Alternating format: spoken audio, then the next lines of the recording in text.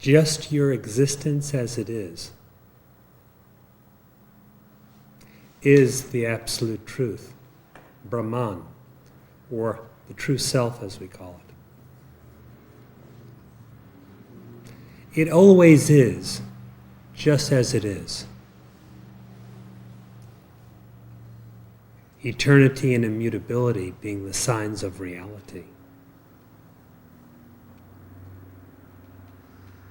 This self that you are, of the nature of being, consciousness and bliss,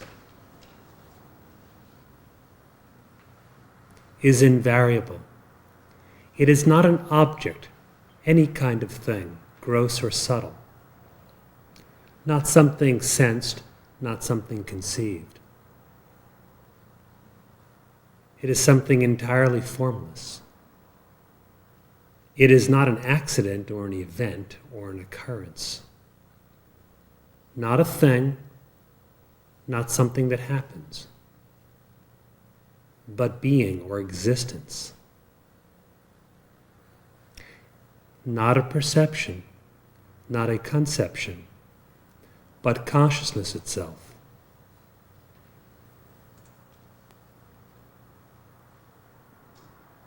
Not an experience, not a feeling, not a mood or mode of mind, but ananda or bliss itself.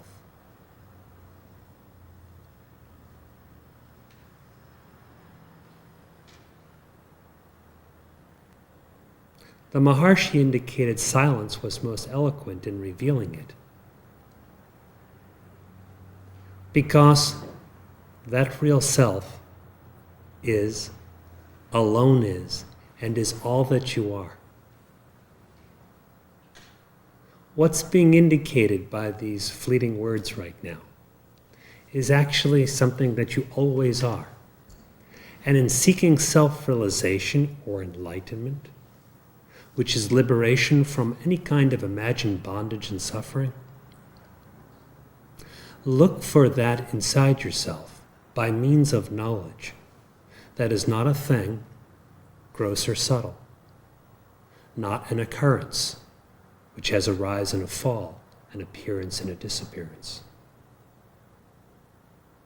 There is one that is not a thing and not an occurrence, not to be defined in bodily terms, mental terms, that is not an individual, but pure being, which is formless.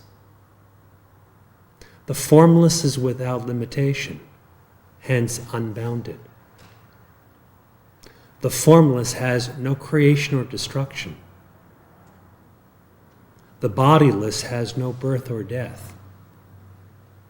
That bodiless, formless, indestructible, all-pervading yet all-transcendent real existence is what you are.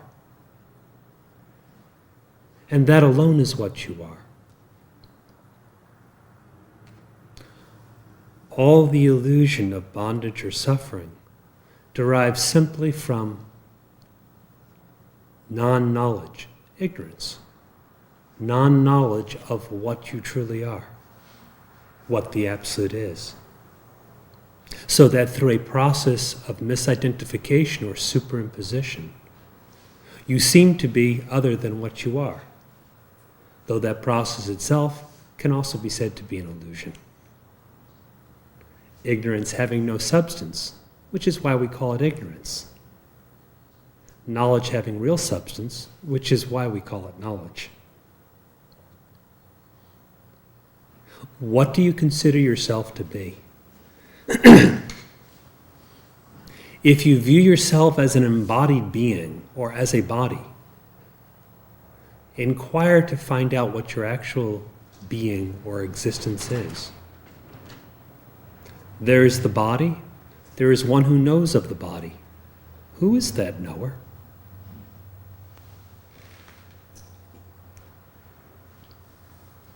The body is an object, and it may also be regarded as an event of some limited duration between birth and death. You are not an object, not an event, not the body. Who are you?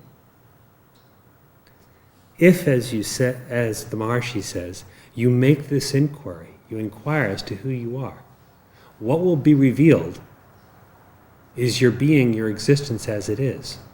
It will know itself. It alone can know itself. What's being addressed right now in you is this same self. Only the self can know the self. Only Brahman can know Brahman, one without a second. It is indivisible knowledge, undifferentiated or non-dual knowledge. Who can realize that you are not the body?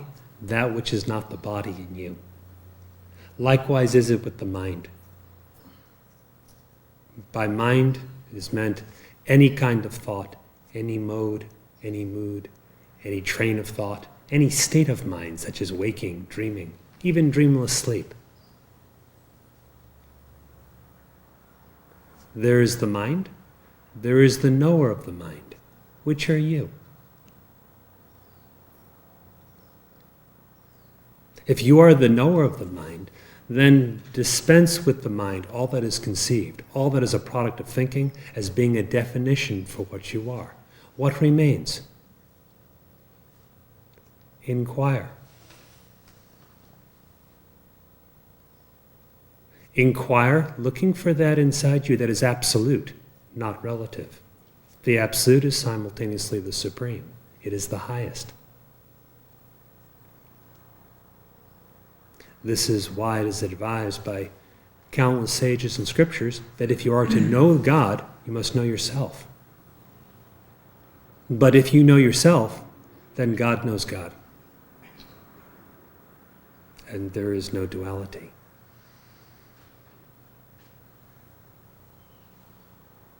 If it seems that something is individualized, we call that an ego, a sense of I. Something is individualized. Who can take up residence in the body, who can take up residence in the mind, or at least apparently so. What is that individual existence? The Maharshi says that if you would penetrate into the heart of the ego, only the real self is found. That is, if you inquire into I, only an I-less true existence is found, and no I is there at all. There is no one answering to the name of I. You exist, but what is that existence? Like this should be the deep inquiry to know the truth.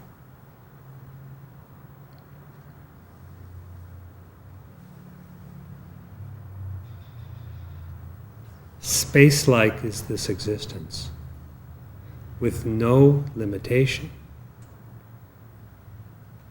no individuality, no division, no outside and inside,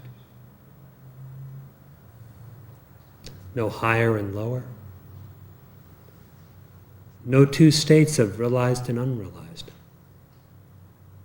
no different kinds of beings, realized and unrealized beings, higher self, lower self, true self and yourself. Nothing like that.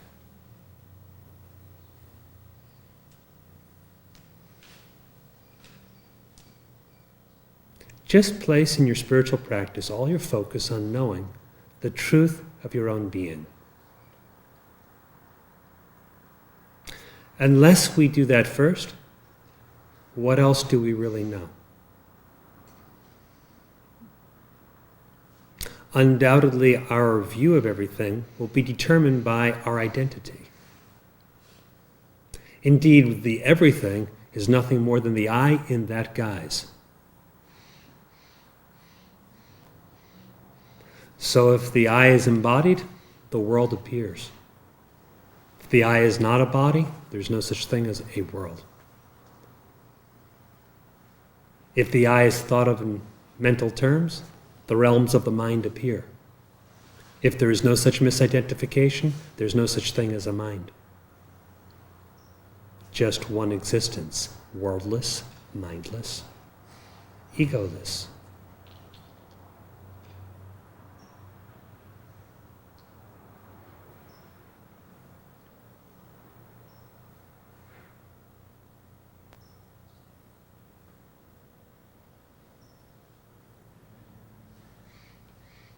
What is being pointed out is the fact, the ineffable, unalterable truth of your real being. Self-realization is, we could say, the knowledge of that fact, the knowledge of that truth.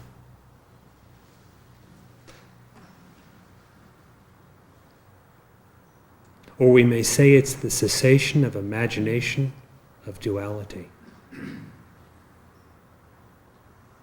That truth is ever the case.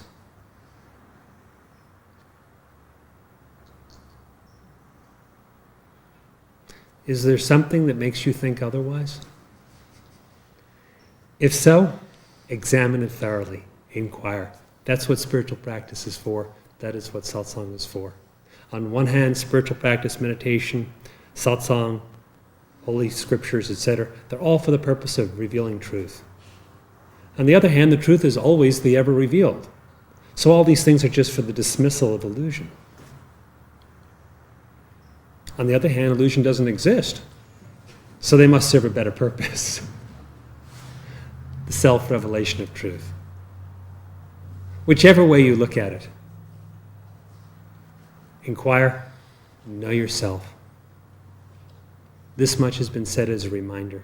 If you have a question or you wish to relate your own experience, at any time, feel free to speak.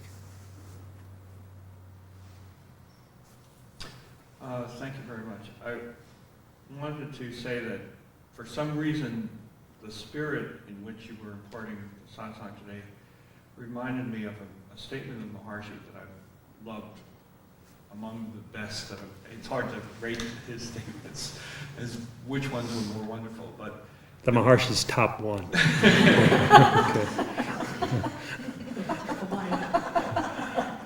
There was something in the feeling of a certain instruction he gave, or at least as it's recorded in the books, that I always felt there was more to than I was getting, but I felt it was very rich in helpfulness.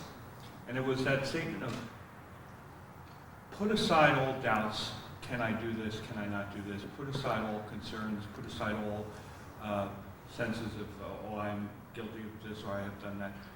This attitude of the pure detective, like, don't wallow in any of the excuses, complaints, partial stances, or just keep going in. And as you were discoursing, I was just taking the opportunity to, in the spirit of what you were saying, examine the ego-protecting nature of some of those other ideas, you know. What's being protected? Certainly nothing worth protecting. Okay. First is to see there's nothing worth protecting. The second point, though, is to see, is there something that can be protected?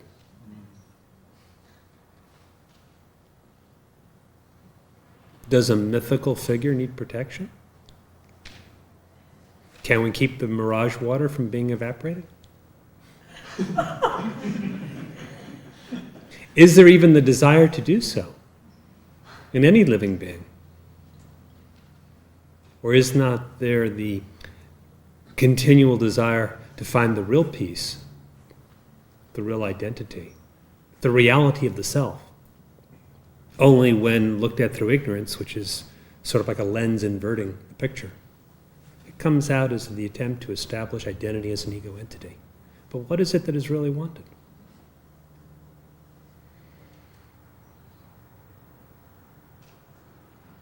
Peace, happiness, freedom. All right. Can they be found in an ego, or isn't the ego the antithesis of that? Doesn't peace lie within? Within is the self. Can you be free as an ego entity? Or isn't that the very core and seed of bondage?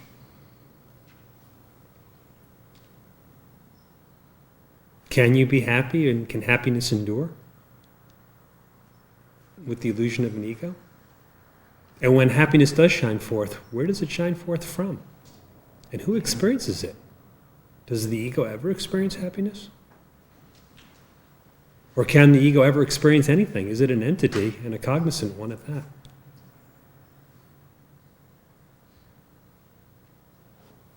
Or is it just an assumption? Inert, amorphous, insubstantial? A dream, an illusion?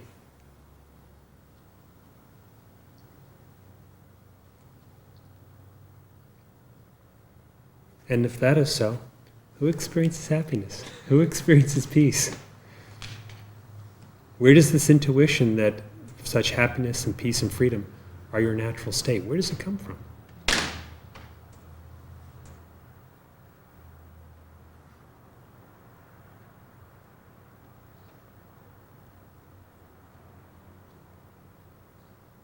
Yes, the Maharshi says throw everything to the wind and focus on the truth. Because if there's realization of truth, you're fulfilling the purpose of life. And if you're fulfilling other things but overlooking this basic self-realization, then you're missing what is most essential.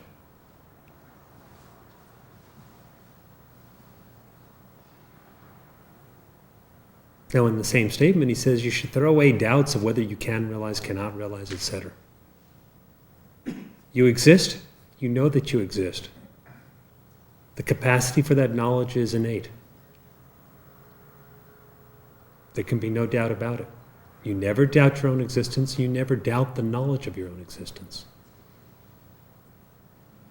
Start with what is certain and proceed with utmost certainty to that which is absolutely certain.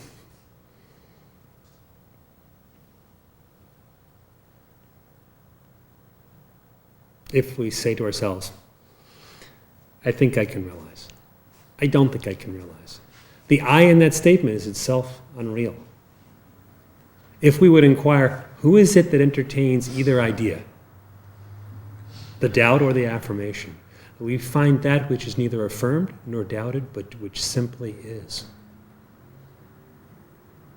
Now, of that there is no doubt.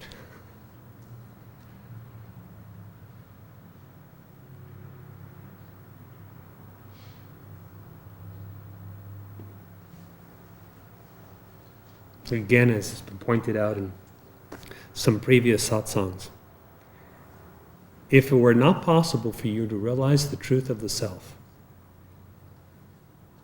who would ever bother to have said or written anything about it? If it were not possible for you, there would be no laying out of a path, no wise sages revealing anything, no scriptures ever recorded. There'd be no purpose in telling anyone about anything that they can't possibly experience.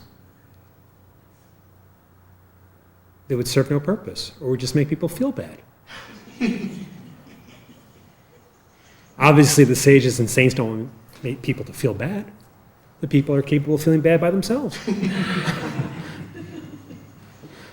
They don't need it. But it's always a revelation of bliss, of something very joyful.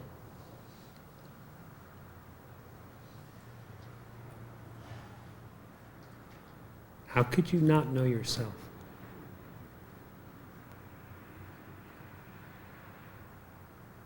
To know something or not know something else, that could be conceivable. How could you not know yourself?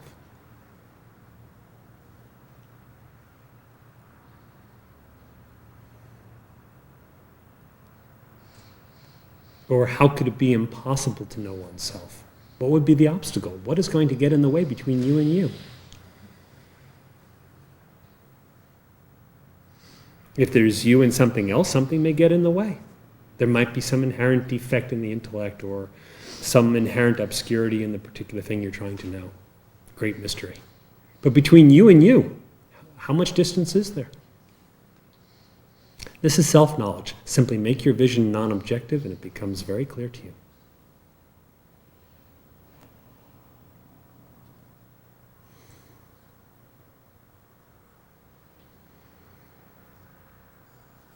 Please. What is the cause of ignorance as long as it lasts? And what is the cause of ego? We may say the cause of ignorance is the ego, and the cause of the ego is ignorance. We are looking for a cause of something that does not actually exist. Well, that's what I said, as long as it lasts. As long as it lasts, we can come up with any type of causality we wish. The causality is itself part of the ignorance. The causality assumes that it lasts, that it is, at least to the extent of illusion. The question is it? Or rather, whose illusion is it?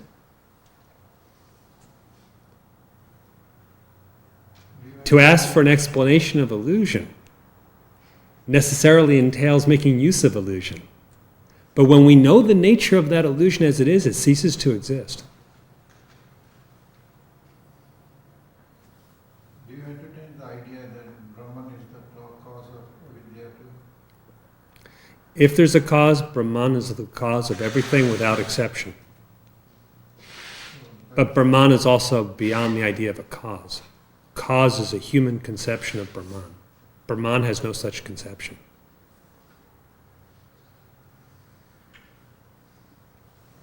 Some say Brahman is only the material cause. Some say it is the efficient cause. Some say it's the material and the efficient cause.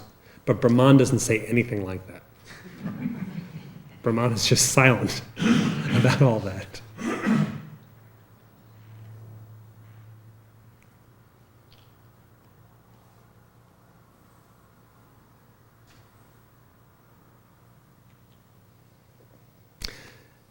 From the point of view of the path of knowledge for actual experience, regard the I as the cause of any illusion, any kind of ignorance, because it can all be traced back to yourself. For whom is this ignorance? For whom is this illusion? For whom is this thought? For whom is this idea? It all traces back to you. You must be there for it. As soon as you've traced it back to you, make that inquiry, who am I? And the illusion, being unreal, will vanish into the nothingness that it is. What will remain is just your actual being, the real self, which has no illusion about it. As long as illusion seems to be, find out for whom it seems to be. Who am I? There is this idea of mental tendencies and impressions that kind of prevent or come in the way of direct realization. Yes, and for that purpose, spiritual practice is advised. The mental tendencies or vasanas seem to be the obstacles obscuring the vision of one's true self, that realization. Inquiry removes those vasanas or tendencies, those mental impressions. All of those impressions are based on a singular impression, I. The I will not stand alone, so some other mental impression, some other tendency is added to it, gives it a semblance of form.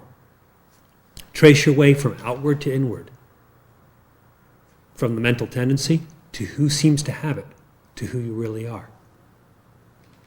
As you trace it inward, the objective part will be realized as not your identity, such as the mental tendency, and not the reality. When identity and reality both return to their original source, which is you yourself, your inquiry is clear, your knowledge is steady, it's on the right track.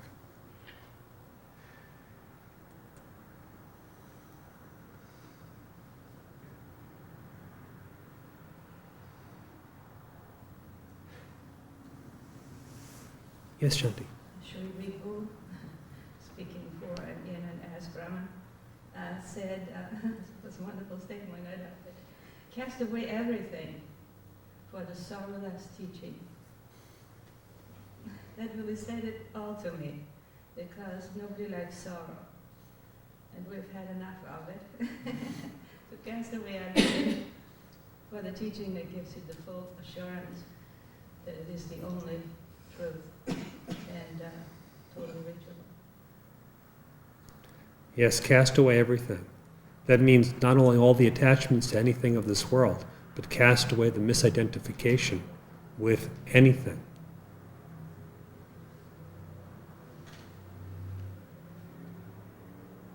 You'll recall in the story from Yoga Vasishta with Chudala, the king is trying to renounce, and he's living on hardly anything. She appears, in disguise of course, and says to him, you have not given up everything. So he sets about giving up whatever he still has left. He has a mala that he does mantra with, so he throws that away. He has his clothes, he throws them in the fire. He has his staff, he throws that away. One object after another. She says to him, you still haven't given up everything. He prepares to throw his own body into the fire over the cliff or something like that. She says, hold on. That's not giving up everything. What you need to give up is the sense of I. If the one who possesses, is abandoned, everything is given up. The same spirit of truth, the same teaching is being reiterated in Ribu.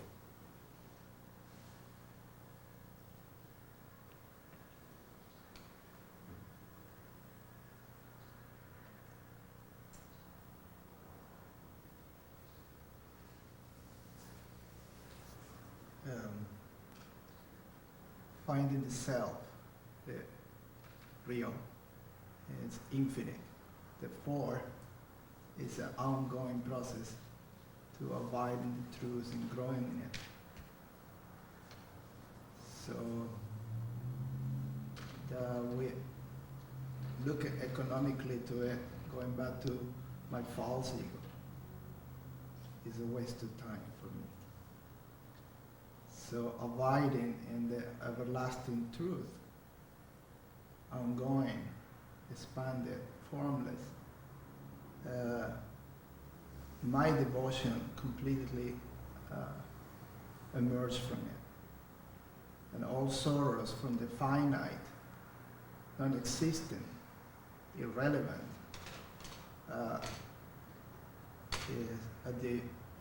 deviate that devotion, outgoing, growing at all time, will reveal to me the everlasting beauty of the divine itself.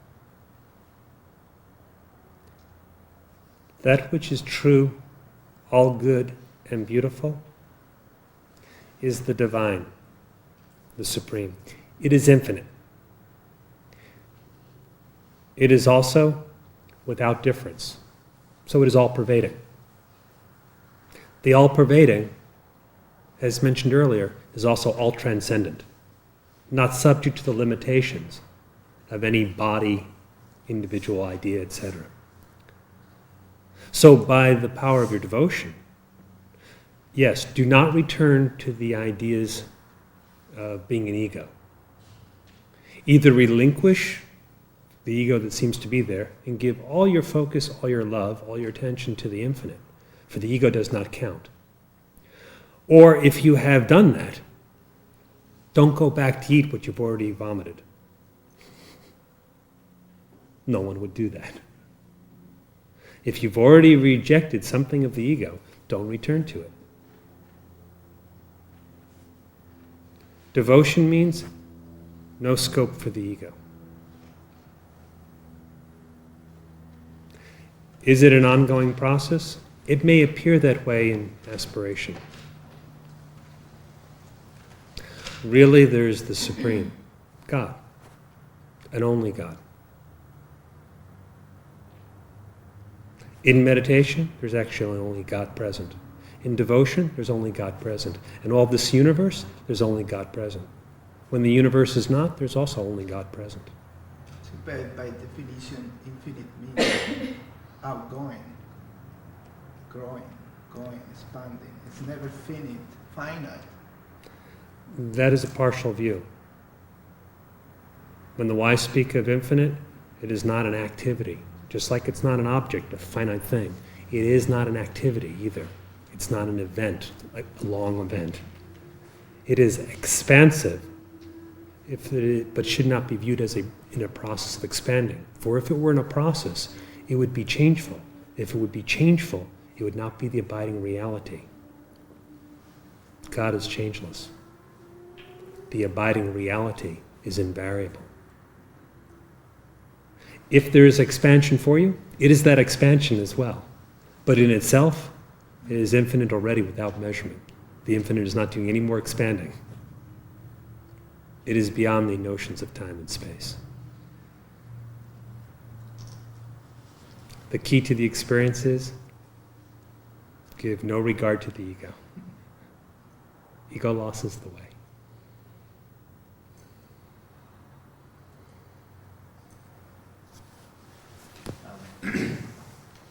This week I had a meditation, and in the meditation, the perceptions, thoughts were seen as being.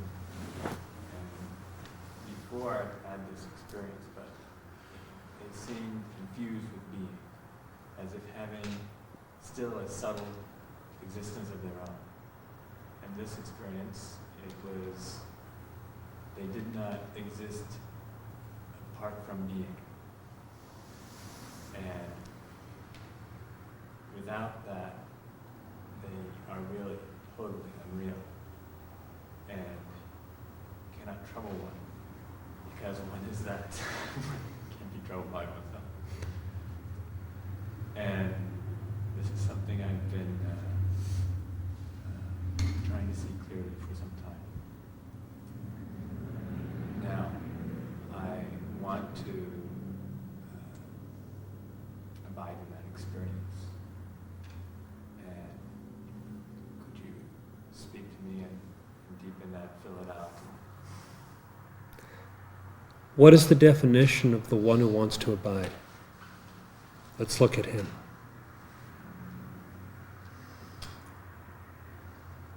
Well, he's not an experiencer. And he's the perception is he. The perceptions change. Subject and object do not exist. All right. Do the perceptions change? From experience, they appear real at times, or most of the time. But upon inquiry, it's all seen as constant being. Yes, being is constant. And the perceptions, like everything else, cannot be apart from being. There being, in truth, no duality. But when you have perceptions, what is it in you that has the perception? If the perception is changeless, how could it have a form? What is the nature of the perceiver or the experiencer? That's what you're asking. Yes, because the perceptions will depend on the perceiver. Right. Is there a perceiver? No. Then where are these perceptions? Perceptions are imagined. Is that your insight now or your steady experience? That's an insight. Okay. To make the insight steady experience, continue the inquiry. Keep focus on whether or not, on the subject, and whether or not there is any entity there, any experience. Yes, keep the focus on the subject, because any determination of the object still treats it as if it existed. Yes. And any determination of the object will depend 100% on the stand taken by the subject, Yes. Reality, however subtle or however gross. the reality of the world means that the individual is real. Or If there's I, there's this. yes. Find out if there's I. Stay on that I.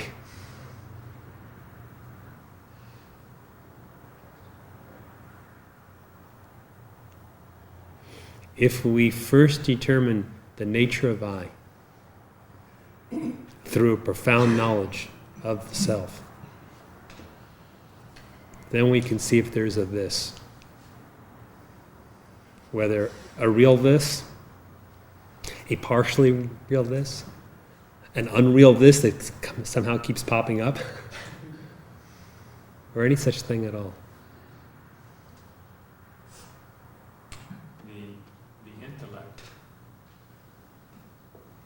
it is just as unreal as the thoughts. What is your intellect if you subtract all the thoughts? There is none without the thoughts. There has to be a relationship to those. So when we take the collection of thoughts or the movement of thought, and if it's more interior, we call it the intellect. If it's more external oriented, we call it the mind. It's kind of the bundle. If you take the bundle of thoughts, as the Maharshi says, and say, whose bundle is it? Or what is it? What's tying it all together? What do you find?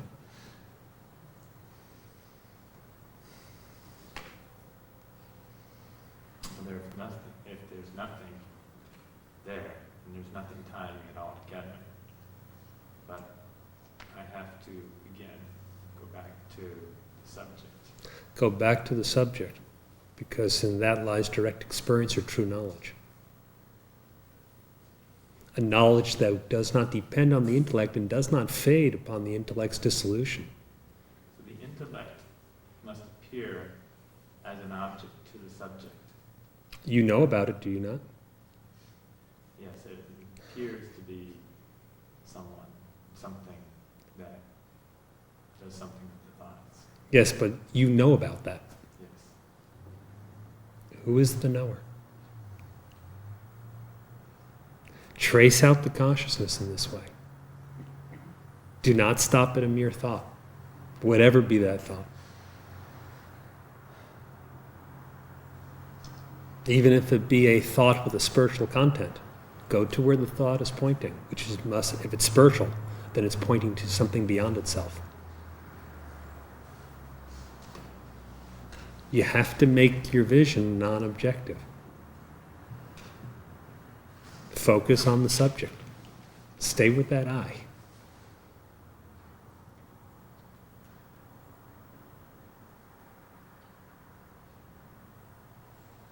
If you arrive at an idea, the intellect is such and such, it does such and such.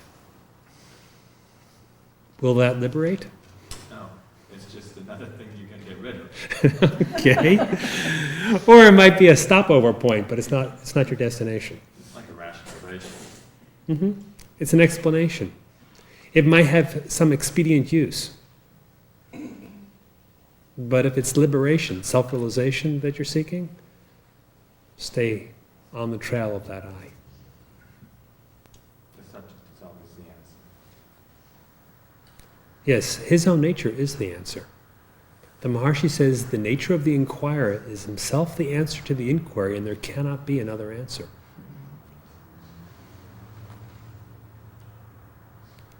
So then the nature of your own existence is the answer, is itself the knowledge.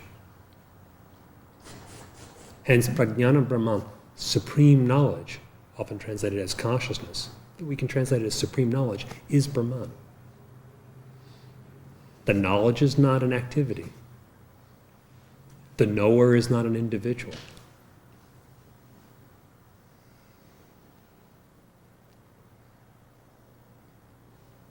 If it feels that all the differences get entirely swallowed up, it's right. Feels it's all being.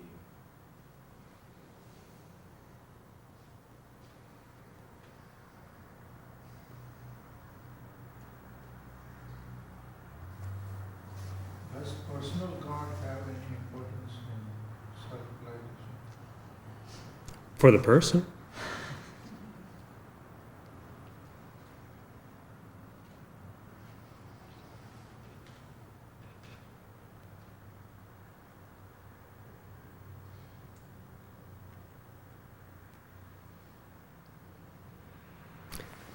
one who takes himself to be a person may devote himself in such a way to a personal God that is a God viewed with some kind of attribute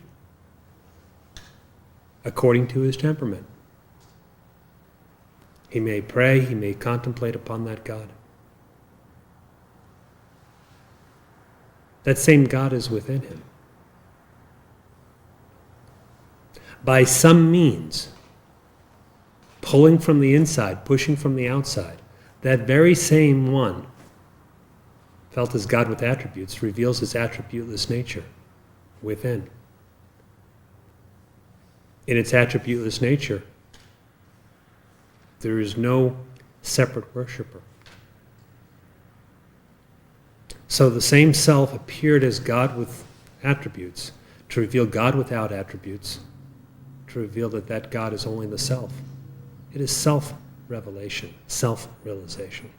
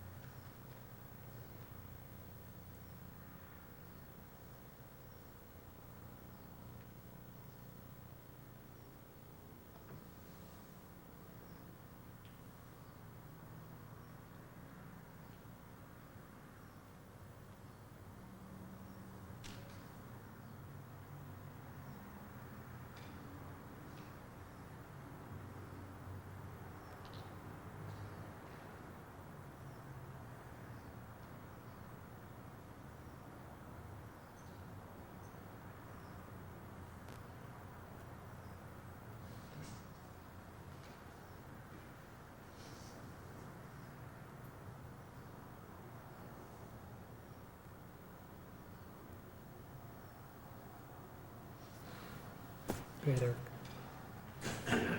We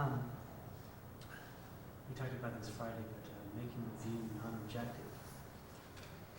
So whenever you inquire into the self, or myself,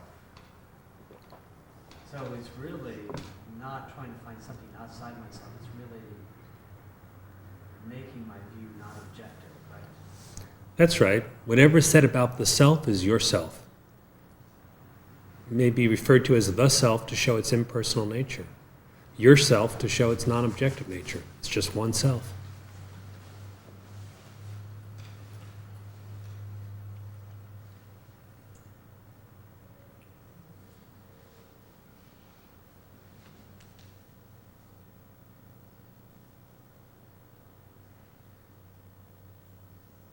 So it seems like everything is objective. I mean, at least, this world, body, etc. But because the self is so formless, it's sort of, there's a disconnect between the mind trying to grasp onto objects and, inquiring into the self. What do you mean by a disconnect? Well, in other words, the mind is so used to kind of focusing on an object or Mm-hmm. going after an object. But the self is different than that.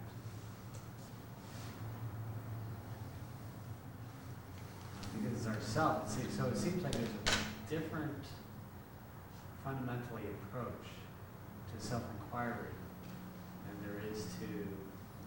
So the mind can kind of inquire and notice what's objective. It's the difference between a truly inward-turned mind and an extroverted mind. An extroverted mind conceives thoughts. Thoughts have some object to them. You think of something, even if it's an abstract something. You don't think of a formless thought. There's some form to it, some content. When the mind is outward, it thinks that thought, and then pursues that thought, burrows into it, as it were, and creates more thoughts. When the mind is inward turned, it loses its own form. Its nature remains, which is pure consciousness, but it loses its own form. So in that sense, it's completely different. You may speak of knowledge, outward and inward, but really it's a completely different nature in terms of one's experience. Inward is dissolution of form. Outward is dreaming form upon form.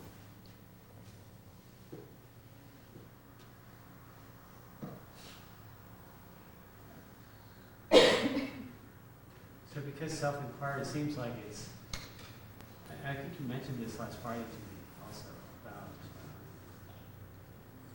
because the self is the self. I mean, it doesn't go anywhere. It's not like, you have to really find it per se, right?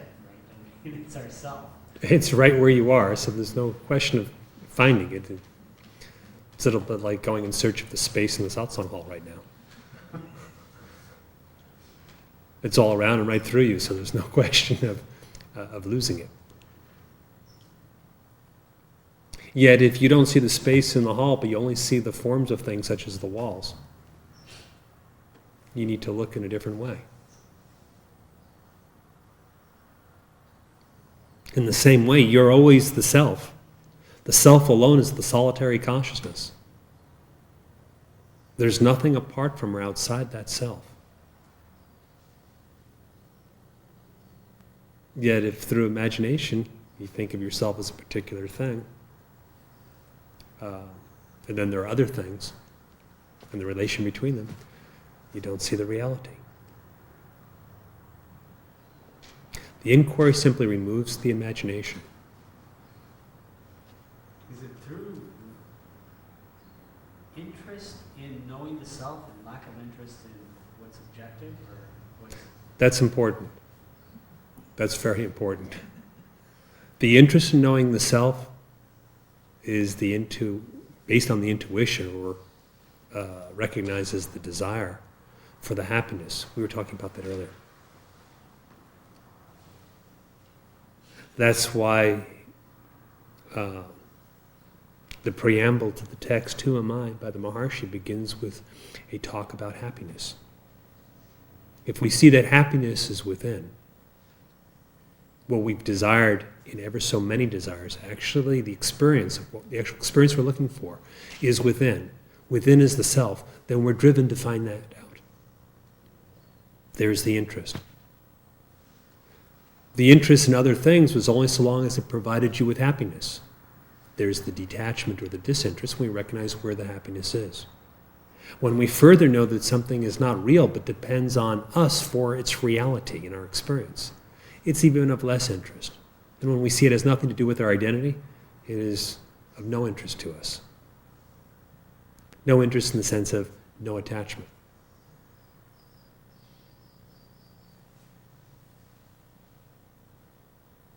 So self-inquiry seems like it's doing all three of those things. Right? Mm-hmm. Essentially, you're becoming more and more aware that the sustenance, the reality, I guess happiness, all come not from what's objective, but really from yourself. The seeing of the self is the seeing of reality, and that is also firmly abiding in bliss. The path of knowledge is the coming to know who you really are rather than dwelling in imagination, which is the abolishment of all kinds of suffering. It's happier and happier all along the way. And you're seeing what's real. So it is very much like waking up out of a dream. You leave the dream things behind. The dream concerns are no longer yours. The dream character is no longer you.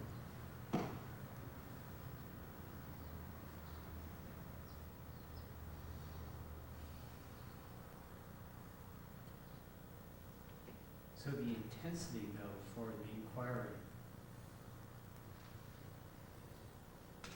is that because of the objectification of the mind? In other words, you're trying to keep noticing that the mind is, going outward and keep trying to, drive it inward? Yes, but the intensity also derives, as we're talking about, in terms of knowing where happiness is. If we see that the result of an externally driven mind, extroverted mind, is bondage, is suffering, is dwelling in what is transitory, and consequently fearful, then our nature recoils from that, because it's not our nature to suffer. to be bound, to feel fear, etc. It's in our nature to abide in what's eternal, to abide in that which is unalloyed happiness. As soon as there's the least inkling of unhappiness, the desire for happiness arises. It's an intuition of our real nature. Likewise is it with what is transient. No one wants to cease to exist. He may want some form to cease to exist, even his own body, but he doesn't want to cease to exist. What does he know? What do you know? Something deep inside knows something about existence, something about happiness. From that existence, happiness derives all the intensity.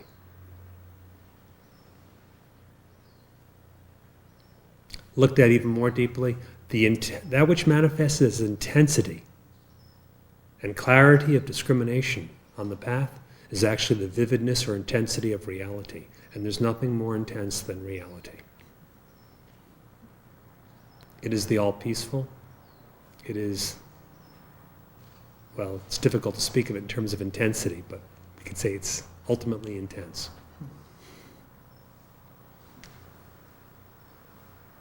Why do you say that? It's difficult because there's no struggle or there's no sense of... There's no separate individual to experience it. But then, yeah. It's just... Consider your deepest meditation experiences. They are the most intense in contrast to anything else, such as a sensory experience. But the deeper the experience, the more you're absorbed. So there's no question of whether you can stand the intensity or some such thing. It feels natural, that is all.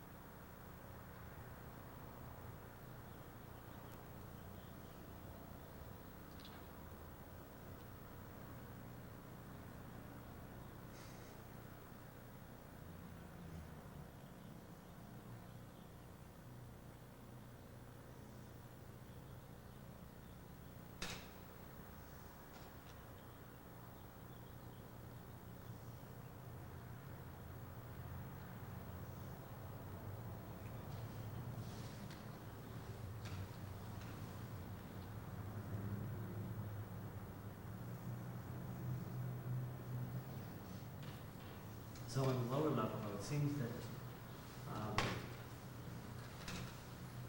misidentifying during the day or in my life, so to speak, it's good to notice those superimpositions on the self. In other words, that's sort of driving, it's the beginning part of really taking that illusion apart and driving the mind inward.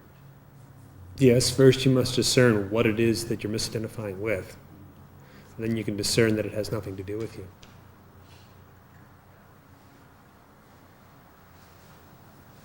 If you would remove the various forms of misidentification that occur in your life, what would remain of your life?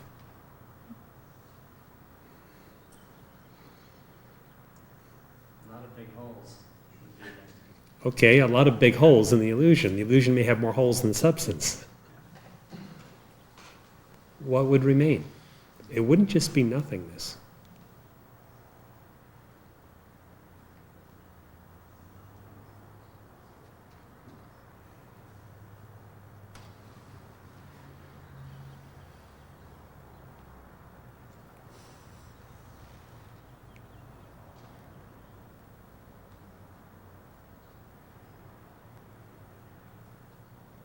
I think for sure that in that state, though, meditation would be probably be more ongoing. Itself would be probably pretty easy to discover, right? Without any supports. Yes. The attempt to make meditation ongoing causes you to observe and discard the various misidentifications. With the elimination of each misidentification, the meditation becomes more ongoing as well. It goes in both directions.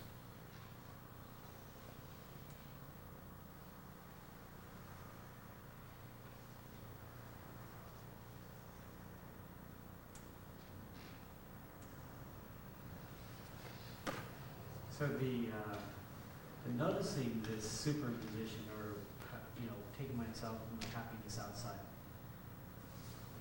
Is that something that probably just it's probably becomes very clear? I mean, this is, in other words, you just say, oh, I'm taking myself and my happiness to be outside. Where is it found? And that's the inquiry right there. Yes, you're using a natural discrimination. You exist, you know you exist, and you also know right away whether you're happy or not, and no one has to tell you about it. And even if someone would tell you otherwise, you still know. It's a foolproof kind of discrimination. It comes right from the core. That's what we use.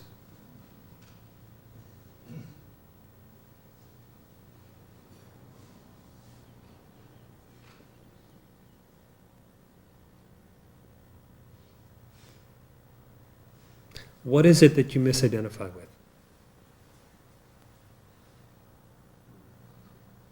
Usually happiness, thinking happiness is outside. Do you really think so?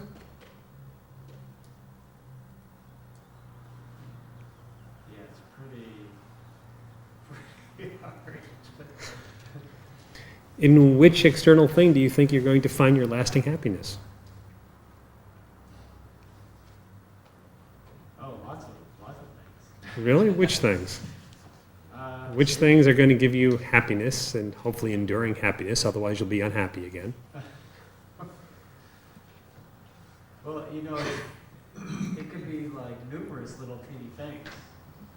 But yeah, when you examine, though, enduring happiness, there's no way. Maybe you'd be lucky just to get some food in your stomach or something. Yes, food in the stomach. Stomach wants food. Food is put into the stomach. Is that happiness? Yeah, it's not happiness. No, happiness is something a lot deeper. But yeah.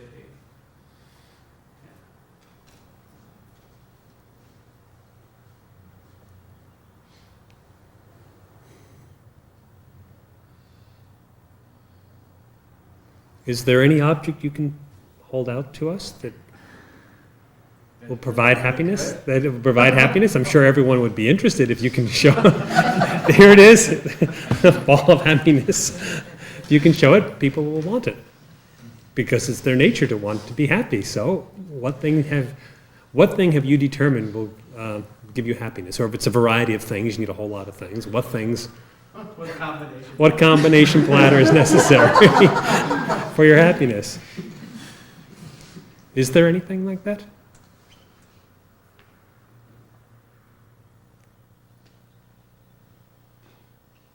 There's nothing that's enduring. But there are kind of just the little pieces that I kind of think that at least you're going to get a little tad. Is there any little thing, little piece of thing or something that gives you happiness consistently? No. Right? Food in the stomach, you may say, is pleasurable when you're hungry. However, when you're full, you don't want another bite. Or when you're sick, you definitely don't feel it's happiness if someone tries to force it into your mouth. Is there anything that actually can be said to consistently give the happiness?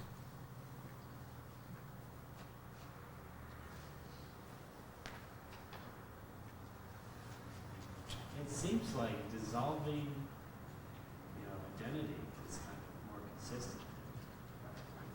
Inquiring into the self is more consistent than anything else. Have you ever been made unhappier by deepening your knowledge of yourself? No. So on the path of knowledge, you've noticed to that any degree you've deepened it, you've been happier consistently. And there is no consistent happiness or no happiness at all whatsoever in the things of the world. You know this for certain, from your own experience. All right, then.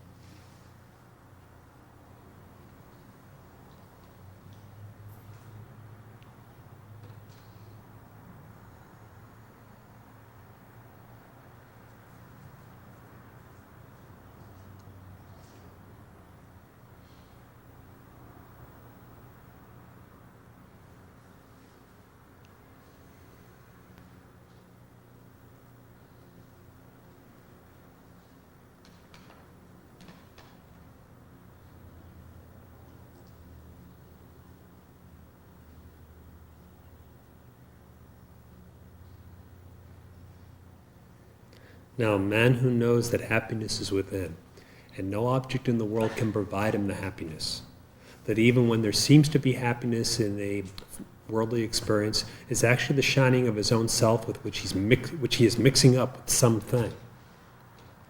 That the things are neither happiness, nor do they endure. They're not even real, but even if he does not know that yet, he knows that they are not happiness and they do not endure. He then finds himself with his own natural intensity to find out what is real, to find out what is the happiness, and that is within. The more he knows himself, the happier at heart he is.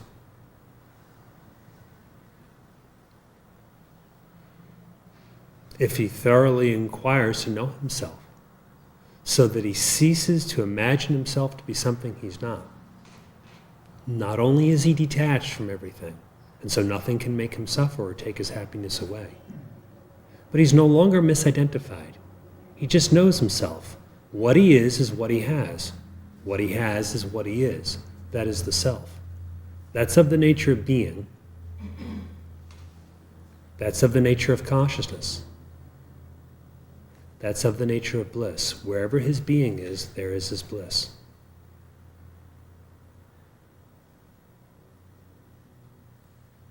Since he cannot be separate from his being at any time, he cannot be separate from his bliss at any time. Since he cannot be separate from his own consciousness at any time, he does not fall into ignorance at any time, because the consciousness itself is the knowledge.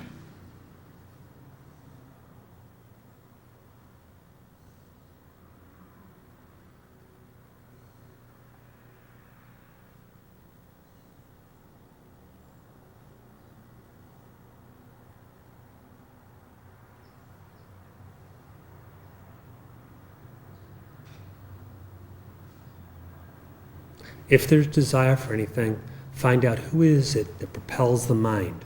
Who is it that propels the desire?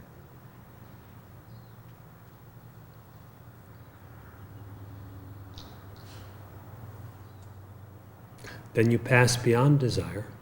What you were desiring, in essence, is fulfilled.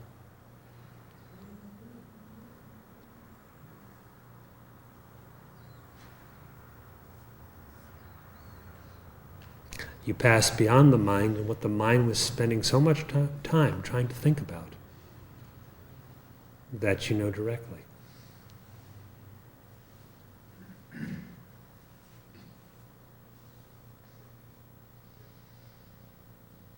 From one angle of vision, all your thinking has been an attempt to determine what is.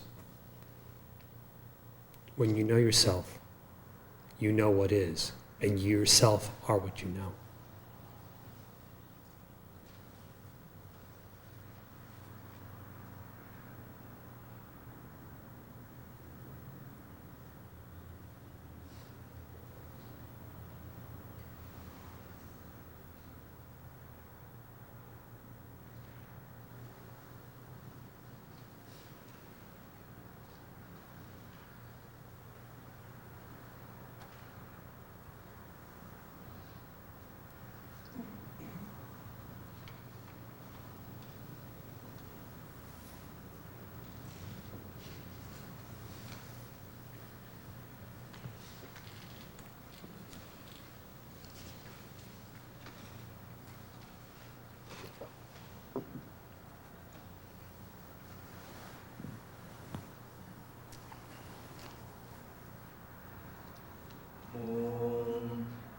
आप्यायन्तु ममाङ्गानि वाक्प्राणश्चक्षुः श्रोत्रमथो बलम् इन्द्रियाणि च सर्वाणि सर्वं ब्रह्मोपनिषदम् माहं ब्रह्म निराकुर्याम् मा ब्रह्म निराकरोत् अनिराकरणमस्तु अनिराकरणं मे अस्तु तदात्मनि निरतेय उपनिषत्सु धर्माः ते मयि सन्तु ॐ शान्ति शान्ति शान्तिः.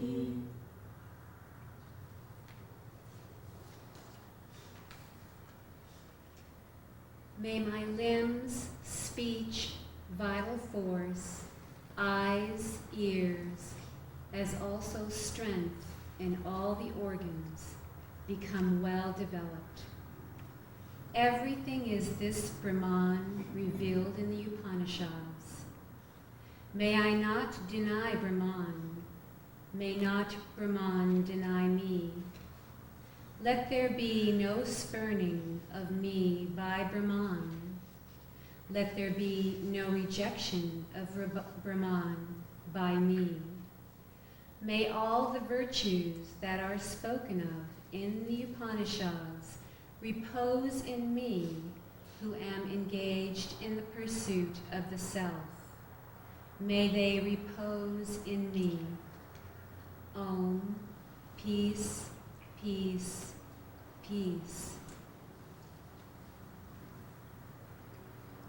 ॐ केनेषितं पतति प्रेषितं मनः केन प्राणः प्रथमः प्रैतियुक्तः केनेषितां वाचमिमां वदन्ति चक्षुः श्रोत्रं क उदेवो युनक्ति.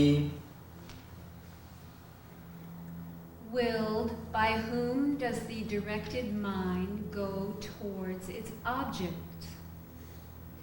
Being directed by whom does the vital force that precedes all proceed towards its duty? By whom is this speech willed that people utter? Who is the effulgent being who directs the eyes and the ears? श्रोत्रस्य श्रोत्रं मनसो मनो यद् वाचोह वाचं स प्राणस्य प्राणः चक्षुश्च चक्षुरतिमुच्य धीराः प्रेत्यास्मलोकादमृता भवन्ति. Since he is the ear of the ear, the mind of the mind, the speech of speech, the life of life, and the eye of the eye. Therefore, the intelligent men, after giving up self-identification with the senses and renouncing this world, become immortal. न तत्र चक्षुर्गच्छति न वाग्गच्छति no मनः न विद्मो न विजानीमो यदैतत् अनुशिष्यात्.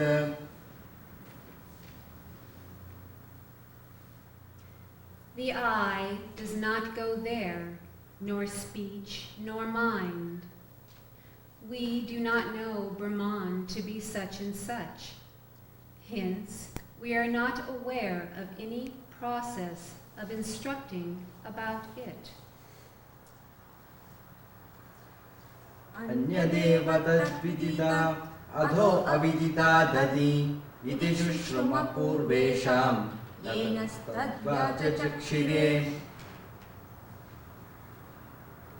That Brahman is surely different from the known, and again, it is above the unknown. Such was the utterance we heard of the ancient teachers who explained it to us.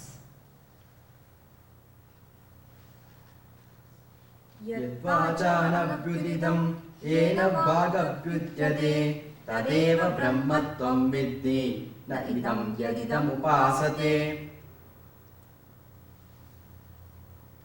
That which is not uttered by speech, that by which is revealed.